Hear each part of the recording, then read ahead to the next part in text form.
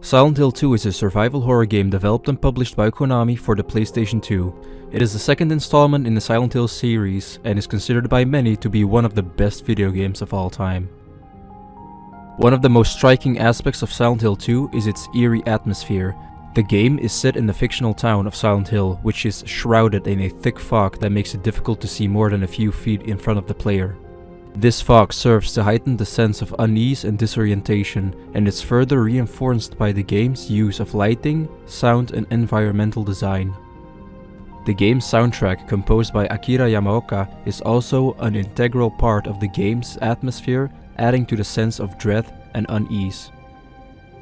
The game's story centers around James Sunderland, a man who receives a letter from his deceased wife, Mary, inviting him to Silent Hill. James sets out to find Mary in the town, but soon finds out that the town is haunted by a variety of terrifying creatures, and that he is plagued by disturbing hallucinations. As James explores the town, he begins to uncover the truth about his wife's death and his own past. The game's story is both emotionally powerful and thought-provoking, dealing with themes of guilt, grief, and the nature of reality. Silent Hill 2's gameplay is a mix of exploration and combat. The game's combat system is relatively simple, with James only able to wield a few weapons at a time, but it is effective in creating a sense of tension and vulnerability. Exploration is a key aspect of the game, and the player must navigate the town's winding streets and abandoned buildings, solving puzzles and uncovering clues to advance the story. The game's map is also non-linear, which allows players to explore the town at their own pace and uncover new areas as they progress through the story. One of the most memorable aspects of Silent Hill 2 is its cast of characters. James Sunderland is a well-written and relatable protagonist, and the supporting characters are equally well-developed.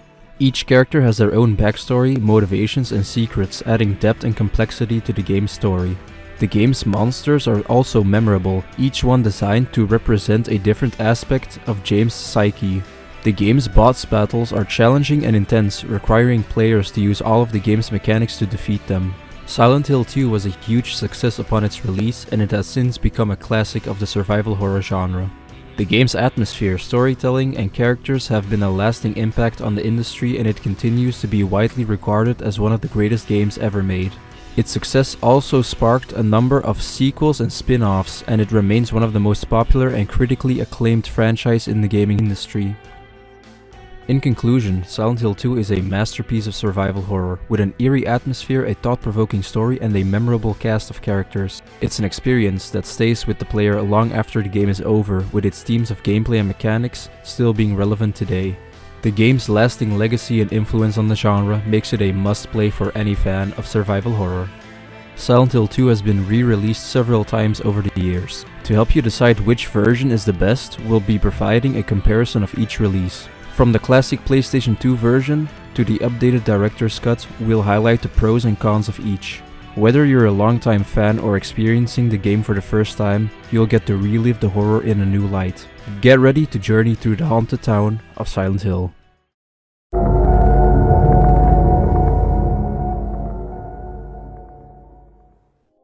When Silent Hill 2 first released on the PlayStation 2 in 2001, it was met with widespread critical acclaim and has since become considered a classic in the survival horror genre. The PS2 version of the game features the lowest resolution out of every release, 480i, but it still manages to convey the game's eerie atmosphere and sense of dread effectively. The game's controls on the PS2 controller are solid and responsive, making it easy to navigate the game's twisted world and solve its problems.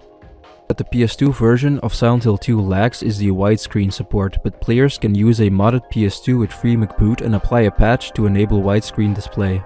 This allows for a more immersive gaming experience, as the player can see more of the game's environments on the screen at once. But it does bring some problems with it, so don't expect it to be perfect. Besides the initial release of the game, there was also a greatest hits or director's cut in Europe. This release features a sub-scenario starring Maria. In this scenario, the player will follow Maria's story, which reveals new information about the game's main plot and characters. The scenario includes new locations and enemies, as well as new puzzles to solve. This scenario is considered a welcomed addition to the game and adds more depth to the game's already rich story. Therefore, it is the preferred release on the PlayStation 2. This version can also be played on a backwards compatible PlayStation 3 without any graphical glitches, plus it will run great on a PlayStation 2 emulator. Using an emulator, you can increase the resolution, which will make the game look much better. Overall, the PlayStation 2 release of Silent Hill 2 is a solid and well-crafted version of the game that remains true to the game's original vision. It may not have all the bells and whistles of the later releases, but it's still a great way to experience the game's story and atmosphere.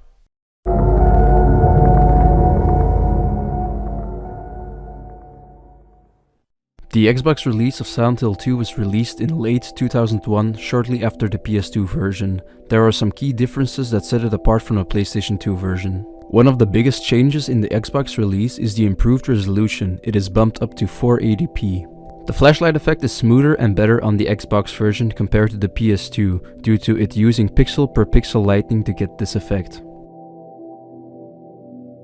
There are some technical limitations, such as the occasional stutter and lower quality FMVs.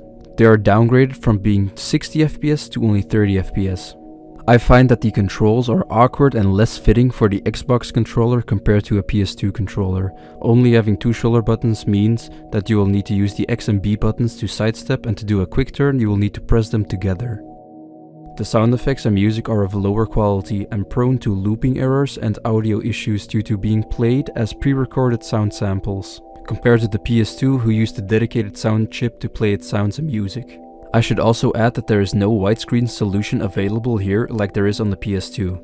So in conclusion, the Xbox release of Silent Hill 2 is generally considered to be slightly below the PlayStation 2 version, but it's still a good way to enjoy the game.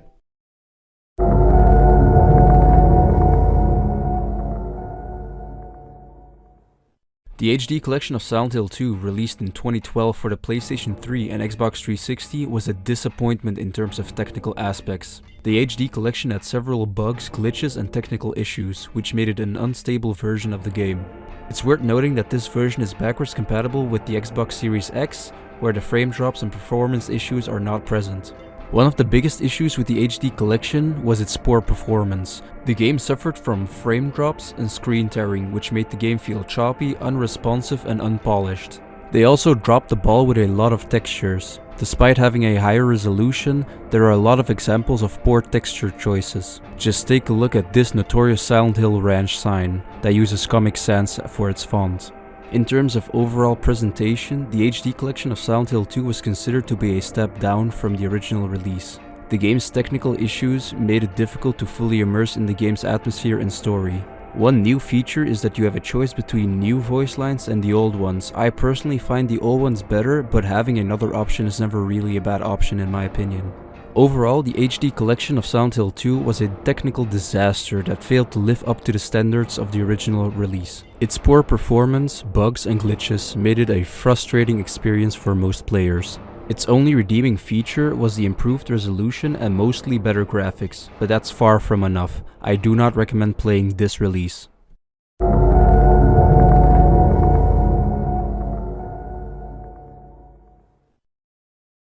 The PC release of Silent Hill 2 was initially met with disappointment due to the presence of technical issues and bugs which made the gameplay experience difficult for players.